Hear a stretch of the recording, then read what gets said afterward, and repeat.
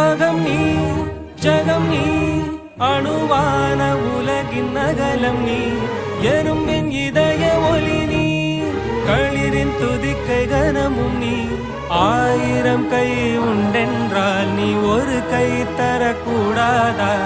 ஈராயிரம் கண் கொண்டாய் உன் ஒரு கண் என்னை பாராதா உன்னில் சரணடைந்தே